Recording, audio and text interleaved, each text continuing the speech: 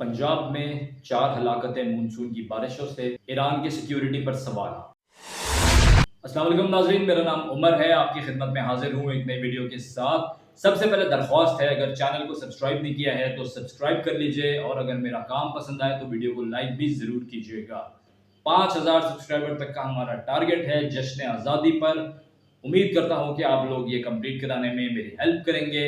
आज 2 तारीख हो गई है तो 12 दिन बाकी हैं हमारे पास। सबसे पहले बात कर लेते हैं मानसून की। पाकिस्तान में हर जगह बारिश हो रही है, कहीं कम कहीं ज्यादा, कहीं बारिश का इंतजार भी हो रहा है। लेकिन जहां पर ज्यादा बारिश हो रही है वहां इंतजामात नहीं है इस बारिश से निपटने के लिए। यही वजह है कि पंजाब में इस वक्त हुकूमत है नून लीग की, मरियम नवाज सीएम है, उनके ऊपर काफी ट्रोलिंग की जा रही है बारिश को लेकर और वहां के इंतजामात को लेकर, क्योंकि बहुत सारे नए प्रोजेक्ट्स उन्होंने स्टार्ट किए थे और जितनी एक्टिव वो चल रही हैं, सोशल मीडिया के ऊपर भी उनकी बहुत अच्छी कैंपेन्स चल रही हैं। तो उस हिसाब से लोग कह रहे हैं कि वैसे इंतजामात नहीं हैं बारिश से निपटने के लिए। अब मैं जरा इसके ऊपर बात करूंगा। देखिए, कोई भी शहर हो, मैं समझता हूँ पाकिस्तान के इस वक्त जितने शहर हैं बड़े मेजर सिटीज की, अगर मैं बात करूँ, कराची ले लें आप, उसके अंदर लाहौर ले लें, इस्लामाबाद ले लें, मुल्तान भी ले लें, ये जितने शहर हैं ये अब कंक्रीट का कब्रिस्तान बन चुके हैं। और इसी वजह से बारिश से निपटने के लिए सही इनके पास इंतजाम नहीं है, क्योंकि जो हमारा निकासी का निज़ाम है वो चोक हो चुका है। जब तक आप उसको क्लियर नहीं करेंगे तब तक आपके ये मसाइल हल नहीं होंगे। हर साल बारिश के बाद सिर्फ एक ट्रिगर चल जाता है कि इस साल बारिश ने 44 साल या 50 साल का रिकॉर्ड तोड़ दिया। बड़ी अच्छी बात है, लेकिन उसका ये मकसद थोड़ी है कि आप पूरा शहर डूबने देंगे।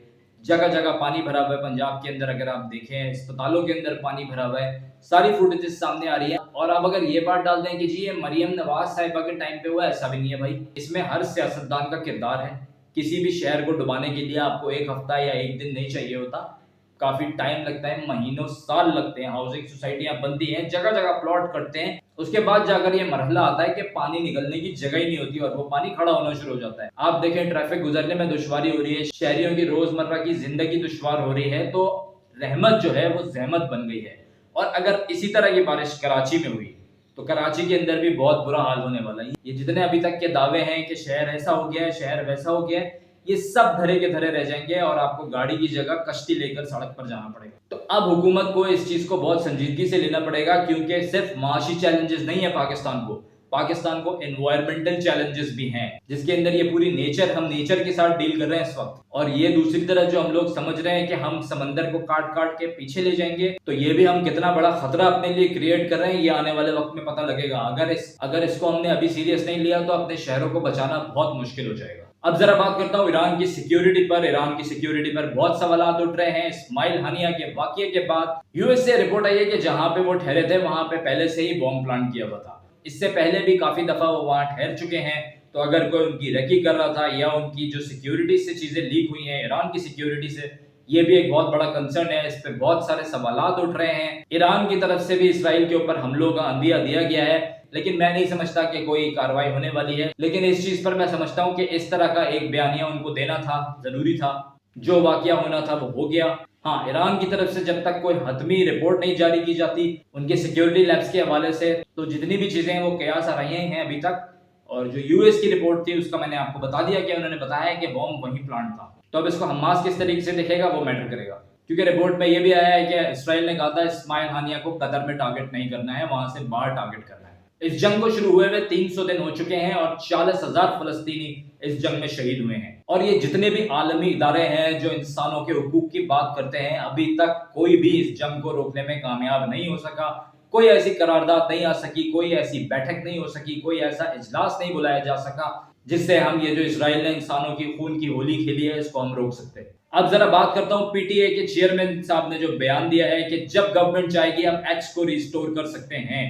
तो गवर्नमेंट की तरफ से जो बयानिया आया था कि एक्स के ऊपर ऐसा मवाद है जो कि एंटी स्टेट है, मैं जाती तौर पे इसको समझने से कासिर था कि कैसे है ये चीज, लेकिन गवर्नमेंट का बयानिया था तो इस वजह से एक्स को बैन किया गया था। अब थोड़ी सी केपीके की भी बात कर लेता हूँ। वहां पर भी 24 अमवात हुई हैं बारिश की वजह से, और हैवी पहले बारिशों का बताया जा रहा है, शहरियों को बहुत मुश्किलात है। तो उम्मीद करते हैं गवर्नमेंट वहां भी इकदाम करेगी बारिश से निपटने के लिए। बलूचिस्तान यकजहती कमेटी जो बलूचिस्तान में धरने चल रहे थे वो एंड हो गए हैं और अब बताया जा रहा है मुज़ाकरात कामयाब हो गए हैं اب ان کی تھوڑی تفصیل کے اوپر اگلے بلاگ میں بات کریں گے، کیا تفصیل آتی ہے، تھوڑی سی تفصیل کا انتظار بھی ہے ابھی، لیکن یہ ضروری تھا کہ ان کے ساتھ بات کی جائے اور ہر مسئلہ ڈائلوگ سے ہی حل ہوگا، چاہے وہ پارا چنار ہو، چاہے وہ بنو ہو، چاہے وہ بلوچستان ہو، ہر جگہ ڈائلوگ ضروری ہے، لوگوں کو یقین دہانی کرانی پڑے گی، لوگوں سے بات کر کے ان کے پرابلم سننے پڑیں گے اور پھر اس کو سالو کرنا پڑے گا۔ تو جو لوگ سفر کرتے ہیں ٹرین میں ان کے لیے بھی ایک اچھی خبر ہے، پاکستان ریلوے نے کچھ ٹکٹ کم کر دیا ہے، ٹکٹ کی پرائز کٹ کر دی ہیں، تو آپ لوگ انفارمیشن چیک کر سکتے ہیں کس ٹکٹ پہ کتنے پیسے کم کیے ہیں۔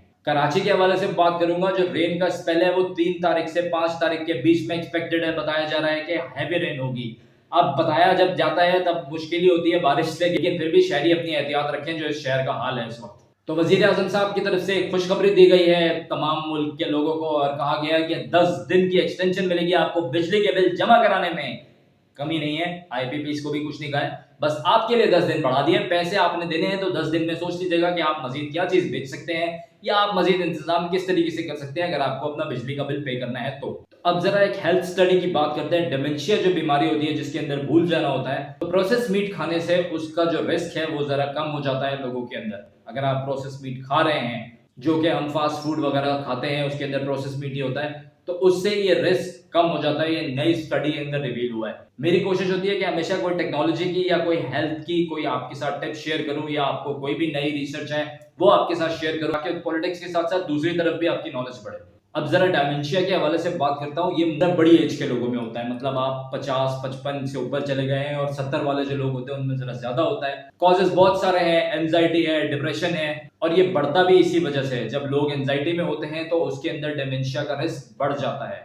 تو یہ جو میں نے ابھی پہلے ہیلتھ اسٹڈی کی بات کی تھی کہ پروسیس میٹ کھانے سے اس کے چانسز کم ہوتے ہیں، تو اگر آپ کی ڈائٹ میں شروع سے پروسیس میٹ شامل ہے، جو کہ آج کل میں سمجھتا ہوں شاید ہی کوئی انسان ہوگا جو پروسیس میٹ سے بچا ہوا ہوگا۔ میں یہ نہیں کہتا کہ آپ صرف پروسیس میٹ ہی کھائیں یا پروسیس میٹ بہت اچھا ہوتا ہے، لیکن اپنی ڈائٹ کو اس طریقے سے ڈیوائڈ کریں کہ اس میں ہر چیز کا حصہ ہو، ویجیٹیبل بھی ہو، میٹ بھی ہو، ڈیری پروڈکٹس بھی ہوں۔ جب آپ اس کو پراپرلی ڈیزائن کریں گے تو پھر آپ کے ہیلدی رہنے کے ایک لمبی ایج تک زیادہ امکانات ہیں۔ اس کے اوپر بھی ہم بلاگ کریں گے کہ آپ کس ایج میں کتنا کھائیں، کس ایج میں کتنا سوئیں اور کیا آپ کی باڈی کے لیے ضروری ہے۔ کیا ہر ایج میں آپ نے پلیٹیں بھر بھر کے روغنی کھانے ہیں، مسالے دار بریانیاں کھانی ہیں، یا کس ایج تک آپ نے اس چیز کو زیادہ کنزیوم کرنا ہے اور کس ایج کے اندر آ کے آپ نے اس کے اوپر بریک لگا کے بس کر دینی ہے، کیونکہ انسان کا رہنا اور ہیلدی رہنا یہ بہت زیادہ ضروری ہے۔ اگر آپ ایک بڑھاپے کی ایج میں ہیں، آپ 50 55 60 کی ایج میں ہیں، آپ نہ اٹھ سکتے ہیں، نہ بیٹھ سکتے ہیں، نہ چل سکتے ہیں، تو آپ کو اپنی لائف خود بوجھ لگنے لگتی ہے، لوگوں میں جینے کی چاہ کم ہوتی ہے۔ جبکہ اگر آپ ایکٹیو ہیں، آپ بھاگ رہے ہیں، دوڑ رہے ہیں، اپنے ڈیلی ٹاسک خود پرفارم کر رہے ہیں، تو آپ کو زندگی گزارنے میں مزہ آئے گا۔ ایون ریٹائرمنٹ کے بعد بھی آپ کو لگے گا کہ یار میں اپنے آپ کو کہیں نہ کہیں انگیج رکھوں۔ ہماری سوسائٹی کا یہ بڑا بیسک سا نارم ہے، جی بس ریٹائر ہو گئے تو آپ بیڈ پہ پڑے ہوئے ہیں یا اپنے آپ کو لمیٹڈ چیزوں تک محدود کر لیتے ہیں یا صرف مذہبی بن جاتے ہیں۔ آپ کی جو ڈیلی روٹین کی ایکسرسائز ہے اس کو آپ لازمی کیجیے اور پوری طرح کوشش کیجیے کہ آپ چلتے پھرتے رہیں۔ اور اسی کے ساتھ ساتھ میں تمام لوگوں کو یہ ایڈوائز کروں گا کہ روزانہ واک ضرور کیا کیجیے، واک کرنے سے آپ کا سٹریس کم ہوگا۔ امید کرتا ہوں آپ کو آج کی ویڈیو پسند آئے گی، پھر دوبارہ کہوں گا 5000 سبسکرائبر تک کا ٹارگٹ ہے ہمارا، جشن آزادی تک 12 دن باقی ہیں، کیا کر رہے ہیں، جلدی سے سبسکرائب کیجیے تاکہ ہمارے سبسکرائبر کمپلیٹ ہو سکیں اور پھر آپ کے لیے لائیں جشن آزادی پہ اسپیشل۔ اللہ پاکستان کا حامی ناصر رہے۔